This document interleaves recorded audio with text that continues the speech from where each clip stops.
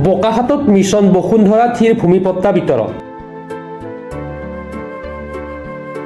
পট্টাপ্ৰাপক 645 গৰাকী ব্যক্তি আৰু অনুষ্ঠানসমূহক পট্টা বিতৰণ কৰে কৃষিমন্ত্ৰী অতুল বৰাই।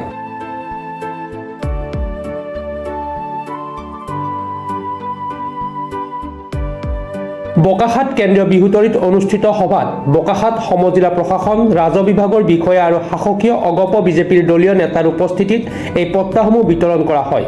সমগ্ৰ অসমতে প্ৰায় 97টা সম্ভৱতঃ 97-98টা সমষ্টিত আজি এনেধৰণৰ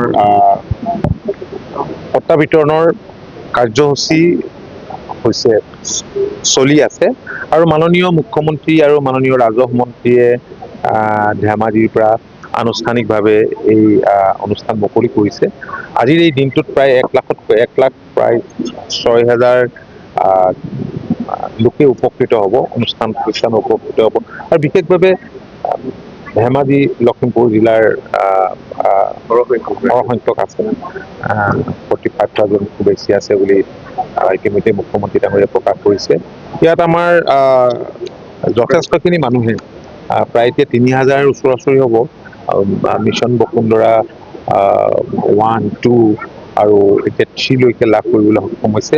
আজি 645খন পট্টাই লাভ কৰিব। বেলেগ বেলেগ ইয়াত উপাসনা থল আছে, বিদ্যালয় আছে, বেলেগ বেলেগ অনুষ্ঠান প্ৰতিষ্ঠান আছে আৰু চাহ খেতিয়কেও পাব আৰু ব্যক্তি বিশেষেও পাব। তেওঁলোকে যুগ যুগ ধৰি মাটিত বসবাস কৰি আছিল, অথচ পতা নাছিল। মাননীয় মুখ্যমন্ত্ৰী ডাঙৰীয়াৰ বলিষ্ঠ নেতৃত্বত যিবিলাক যুগমীয়া মানে পুৰণি যুগ যুগ ধৰি থকা সমস্যা কেতবোৰ যোৱা 5টা বছৰত সমাধান হৈছে আৰু সমাধান হ'বলৈ গৈ আছে। আজি সীমা সমস্যাই বোলক, পট্টনৰ মাটিৰ পট্টাৰ সমস্যাই বোলক, ইয়াৰ আগতে ট্ৰাইবেল বেল্ট ব্লকবিলাক সুৰক্ষিত কৰিবৰ কাৰণে তেখেতে যিবিলাক ব্যৱস্থা ল'লে আৰু যুগ যুগ ধৰি বসবাস কৰা যিবিলাক ট্ৰাইবেল মানুহেই পট্টা পোৱা নাছিল, দিয়াৰ কাৰণে যিবিলাক ব্যৱস্থা কৰিলে বা জনজাতীয় বেল্টত যুগ যুগ ধৰি বসবাস কৰা খিলঞ্জীয়া মানুহক মাটিৰ পট্টা দিয়াৰ কাৰণে যিবোৰ ব্যৱস্থা কৰিলে, এইবিলাক আচলতে চৰকাৰখনৰ যুগান্তকাৰী সিদ্ধান্ত। এইটো বসুন্ধৰা 3.0 ইয়াৰ আগতে 1 হৈ গৈছে, 2 হৈ গৈছে, এইবিলাকতো বহুত ইছ্যু ৰিজলভেই হৈছে। এতিয়ালৈকে প্ৰায় 10 লাখ মানুহ উপকৃত হৈছে। এইবাৰটোতো 1 লাখে এইটো হৈছে, এইটো নহয়, টুপ নহয়।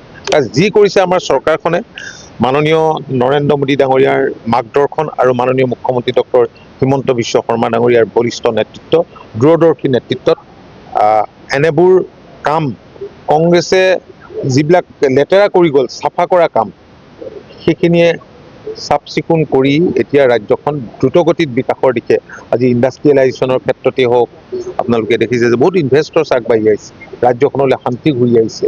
আজি আমাৰ নুমলীগড় ৰিফাইনেৰীত এটা ইথানল প্ৰজেক্ট হ'ল আৰু এটা নতুন প্ৰজেক্ট হৈ আছে, নতুন নতুন কাম হৈছে। নুমলীগড়ৰ পৰা গহপুৰলৈ এখন ব্ৰিজ হ'ব, টানেল হ'ব, ৰেলৰ ট্ৰেক বা তাত থাকিব, এলিভেটেড কৰিডৰ হৈছে। এইবিলাকতো আৰু কংগ্ৰেছে কৰিব নোৱাৰা কাম নাছিল, কংগ্ৰেছে নকৰিলে। ৰেল লাইন হ'ব এতিয়া, নেশ্যনেল হাইৱে ইয়াত এইটো এটা বহল হ'ব, 4 লেন হ'ব, এলিভেটেড কৰিডৰ হ'ব। গতিকে এইবিলাক কামটো নিৰ্বাচনী প্ৰতিশ্ৰুতি বা নিৰ্বাচনৰ কাৰণে কৰা কাম নহয়। আমাৰ লক্ষ্য হৈছে ৰাজ্যখন দেশৰ অগ্ৰণী 5খন ৰাজ্যৰ ভিতৰত এখন কৰি গঢ়ি তুলিব লাগে। বোকাখাতৰ পৰা ভূপেন হাজৰিকা ৰিপৰ্ট, প্ৰাতঃ টাইম ডিজিটেল। শদিয়াৰ পৰা ধুবুৰীলৈ, বৰাকৰ পৰা ব্ৰহ্মপুত্ৰলৈ সকলোৰে মাজত চিনাকি এটা নাম প্ৰাতঃ টাইম। থলুৱা ভাষা, কৃষ্টি আৰু সত্য বাতৰিৰ আধাৰত প্ৰতিষ্ঠিত খবৰ প্ৰাতঃ টাইমৰ প্ৰতিটো বা বাতৰি পুংখানুপুংখভাৱে চাবলৈ Facebook, YouTube, website, Twitter, Instagram আৰু ব্লগাৰ পেজত লাইক আৰু